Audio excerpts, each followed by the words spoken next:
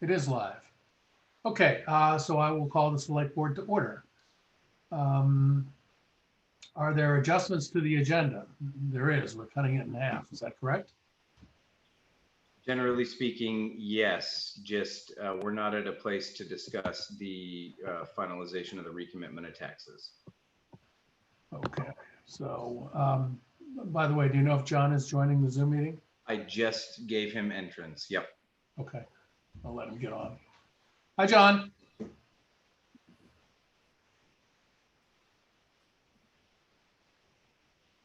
Is he mute? Have you muted, unmute yourself, John? Can you hear me? Yep. Yep. Welcome. Thank you. Okay, we had a two-part agenda today, but one part depended a lot on Chelsea, who's on bereavement leave. So we're going to focus on our cash crunch or our upcoming cash crunch and what to do about it. So Owen, you want to frame the discussion? Sure. The town historically has utilized some reserve funds and trusts on hand to manage cash flow in the interim where we only collect taxes once a year. That has worked out great for the town. It saved us on interest. We've increased those trusts and reserve by paying them back interest for what it is that we borrow. The difficulty is kind of twofold. One, coming to a better understanding of what our access to those funds might actually look like legally, and making sure that we're doing everything to, kind of follow the letter of the law on accessing and utilizing those funds. That's going to be something that we're going to have to work on over time. The other is that the rate of increase on those funds has not climbed at the same rate that the school payment has, which is our largest payment that we do. And so we're finding ourselves in a position to where our monthly school payment is kind of surpassing our ability to manage that by the combined trusts and reserves. And where we had some concerns about accessing those funds, we reached out to Machias to talk about what tax anticipated note borrowing would look like, the rates, duration, amount, et cetera. And so we could talk about this for a long time, and the budget committee and the board has, as far as how we kind of get ourselves out of this over the medium and potentially long term by switching from collecting taxes once a year to collecting taxes twice a year. That will definitely help with cash flow. But in the interim, until we can get that approved at town meeting, what we would be looking at is borrowing from Machias. We can get both lump sum and as needed. They've given us some rate quotes of 165,000 as needed for 120 days to pay back at 1.65%. That will get us through until we do our 2020 tax collection. And then we would figure out which reserve accounts are accessible, which ones are not. And then possibly going into 21, have to do the same thing, borrowing from a private institution to manage cash flow until hopefully we get approval to do 2 tax collections a year, but that wouldn't necessarily take effect until the beginning part of 2022. So that's the kind of general landscape. Okay, so for the benefit of the audience, the monthly school payment, which is our biggest single monthly outlay, is currently $277,188 a month.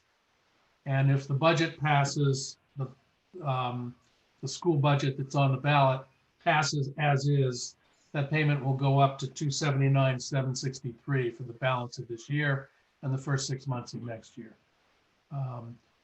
The big increase was last year's 13.3% year-over-year increase to the school budget, which has accelerated this.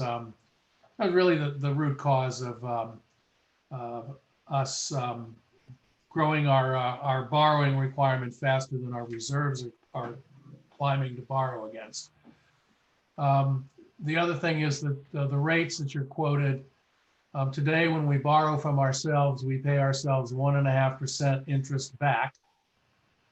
And so that's an opportunity loss if we borrow that money from Machias, and it will cost us 0.015% more. If I did that math off the top of my head correctly? Yes? Yes. Okay. So that's the situation, pretty cut and dried. I think the one sticking point that this has surfaced, and thank you, John, for the your mail today, and also for the case law that we were expecting, the case in Waterville that you described.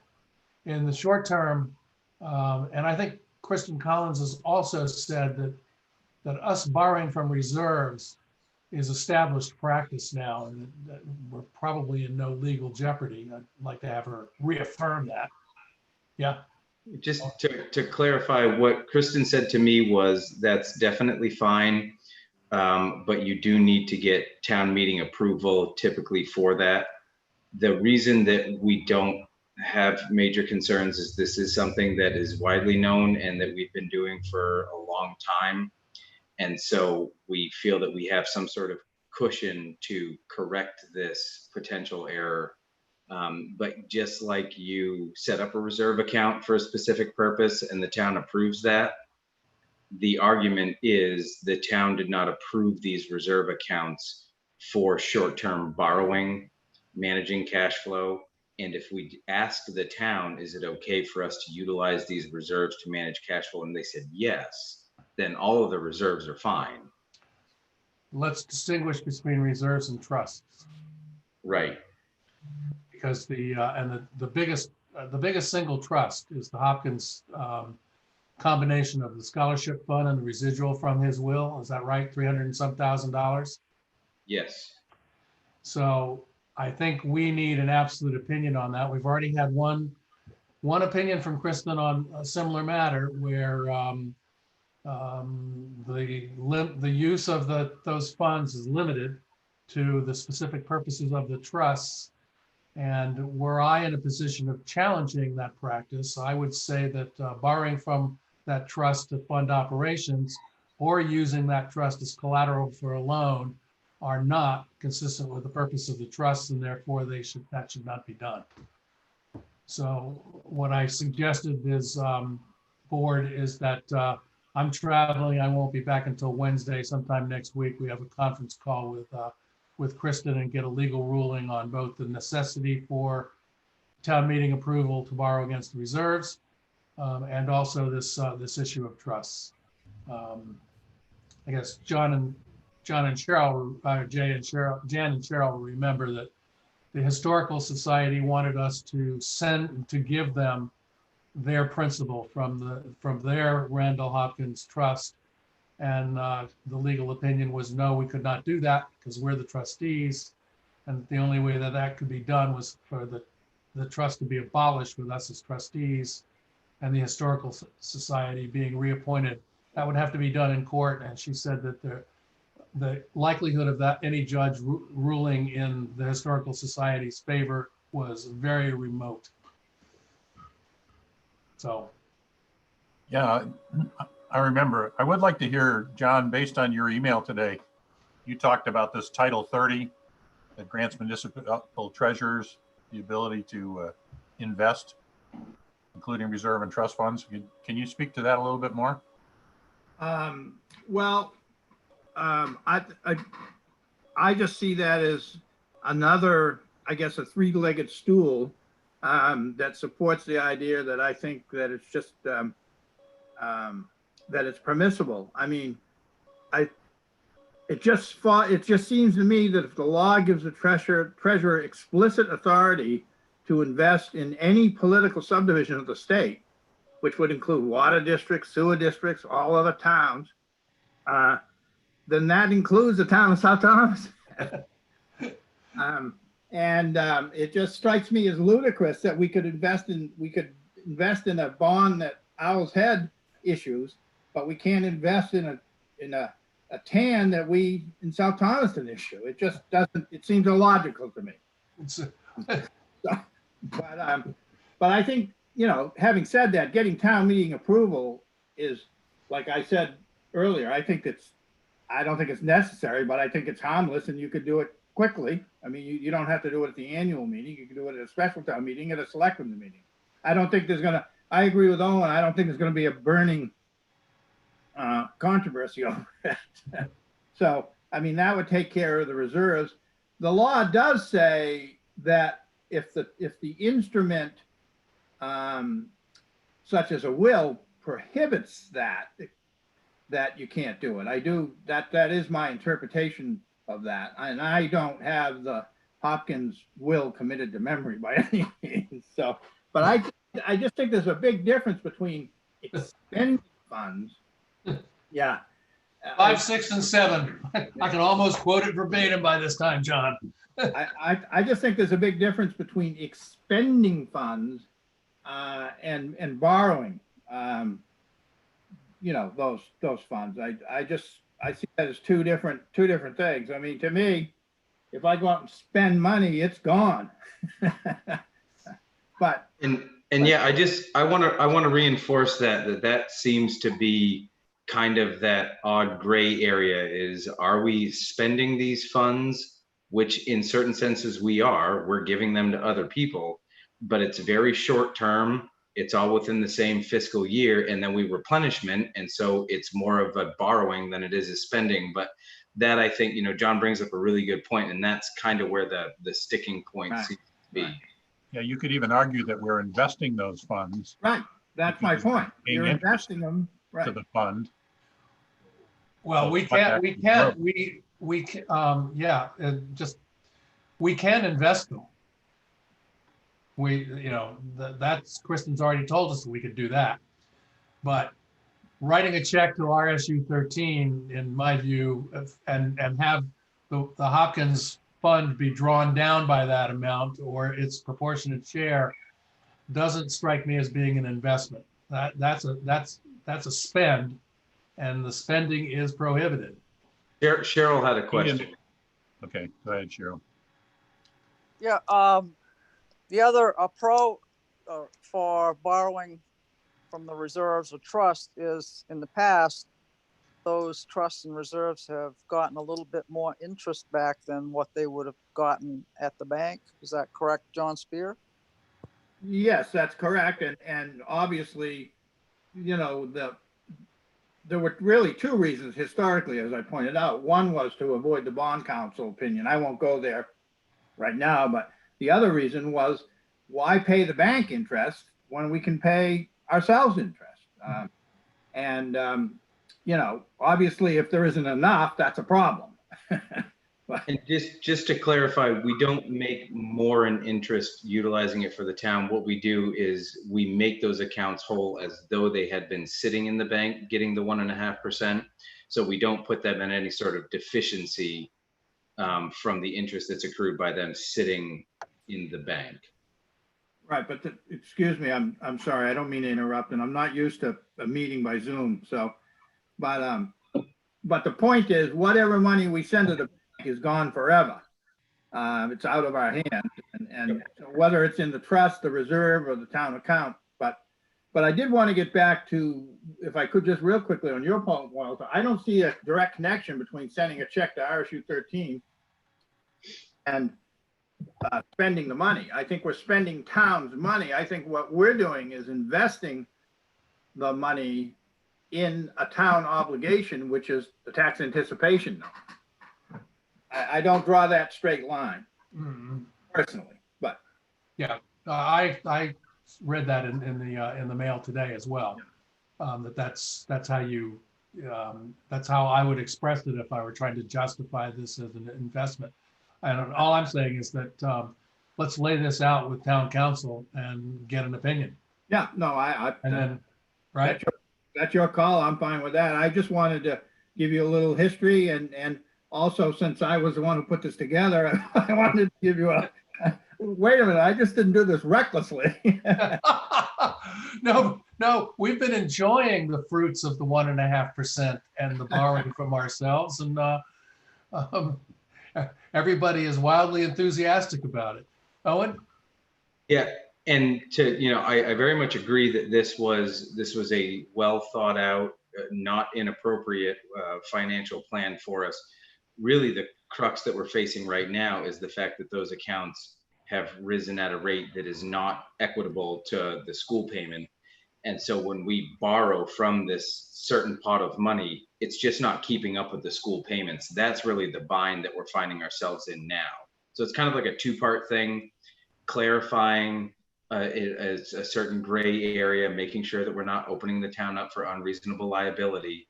But the real short-term thing is, the amount of money that we've had to manage cash flow is not keeping up with the increases on the school payments. That's primarily what's driving the potential of borrowing.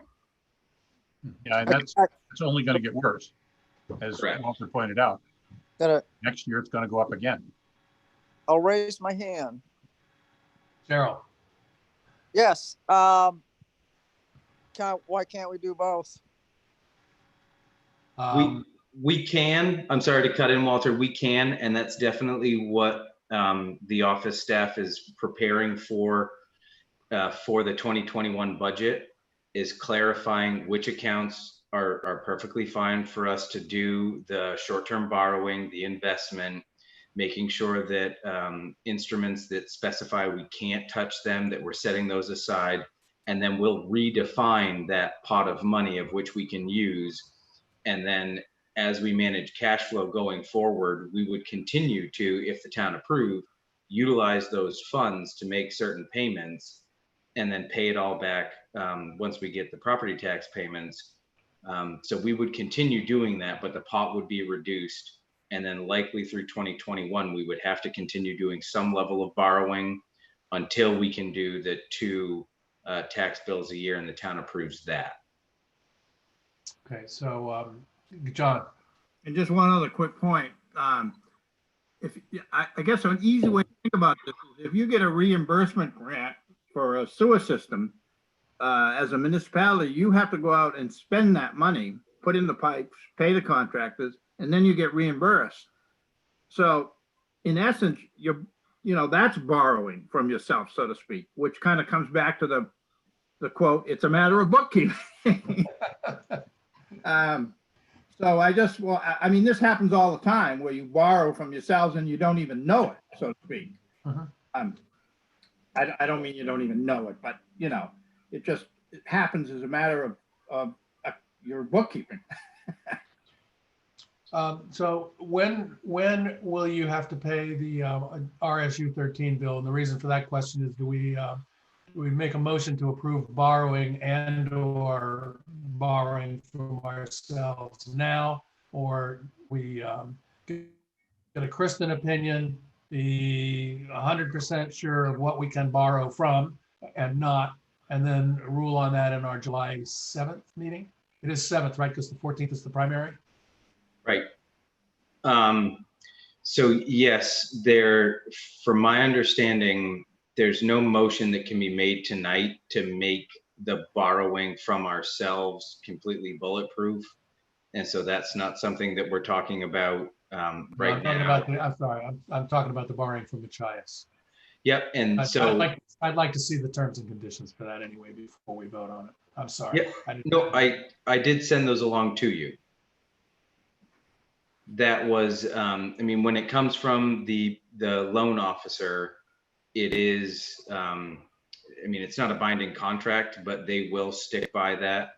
And so, like I said, if there was a motion that could be made, it would be to authorize the borrowing from Machias Savings Bank in an amount not to exceed $650,000 under terms to be paid back within 120 days at a 1.65% interest rate.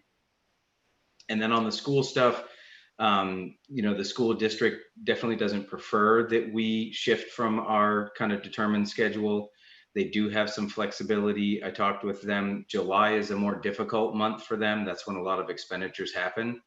And so they were okay with us deferring for a period of time this June payment. And what that 650,000 would represent is both June and July's payment. And then if the transfer station wanted their complete amount for their renovations, that would cover a significant portion of it, with the remainder coming from operational funds and not reserves, leaving us still a good balance enough to do all payroll, all accounts payable until we do the tax commitment, send out tax bills. And then as soon as we send out tax bills, the revenue stream significantly picks up. And so this is just getting us through June and July, and then through August and September, we get a large influx of funds. We would pay everything back as much as we can quickly. And then come October is when we fund all of our reserves and pay off the balance of any sort of remaining borrowing. Cheryl, Dan, you want to, John? Just one point. It's a little off the subject of borrowing, but I personally don't think the school district has the authority to waive that. The law statute's pretty clear that it says the municipality shall make a payment by a certain date, if I recall.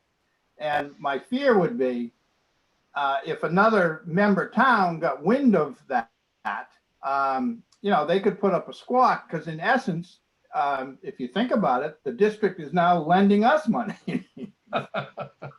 I mean, and if I was a selectman at South Thomaston and I got wind that Cushing was doing that, I wouldn't particularly be happy about that. But I know they said that that's okay, but I think if you look at the statute, it's pretty, having been the school business manager for a number of years, I think it's pretty, I do think they use the word shall pay by a certain date. Just a caution, word of caution. And I don't disagree with you, John. This was actually raised to me by a different town, the possibility of working with the school district and trying to see what made everyone whole and helped with their cash flow. And so my understanding, and you have a lot more experience than I do, both on the municipal and the school end, but it didn't seem uncommon for municipalities to work with school districts and try to make sure that everyone isn't going into the red here on certain things, while making sure we fulfill our obligations. So what we're not talking about is deferring for significant periods of time or even over a month these payments. It's working within kind of the same month to make sure that they're made whole, but not putting anyone out completely. So anytime that we've done something like this, it's been in consultation with the RSU and the business manager to make sure that we're not putting anyone in a bind. Okay, but maximum flexibility is created if we were to move and second and vote to authorize the borrowing, and then pull the trigger on that in time, if necessary, to make the school payment. So I'd be open to a motion to that effect. Yeah, I'm willing to move that we accept the loan from Machias for not to exceed 650,000 to be repaid in 120 days at an interest rate of 1.65% for a TAN. Second. It's been moved and seconded. Is there any further discussion? Hearing none. All in favor, Cheryl? Aye. Jan? Aye. Walter? Aye. One other point for year end, and Owen, while I'm thinking about it, if I haven't brought this up, the Hopkins trusts that have the 10-year expiration date need to be recategorized when we close the books in December, out of non-spendable into restricted. Yep, I'll remind Mindy of that. And But the rules probably apply. Whatever the rules govern that, yeah, well, restricted is pretty straightforward. It's restricted to the use of the trust. But the second action item for tonight's meeting is set up a call with Kristen where we'll lay this out. Yep, and I apologize for wanting to possibly cut this short, but I do need to set up for the public hearing in 5 minutes. You guys okay with that? Is there a motion to adjourn? So moved. Is there a Second. All in favor, Jan, Aye. Daryl, Aye. Walter, aye. John, you know that we're required to roll call vote in these Zoom Yeah. meetings. I read that. Thanks for joining. Okay, thank you. Have a good night. Thank you John. all. Thanks for your help. See you in a couple of minutes. I might come listen. Looking forward to it.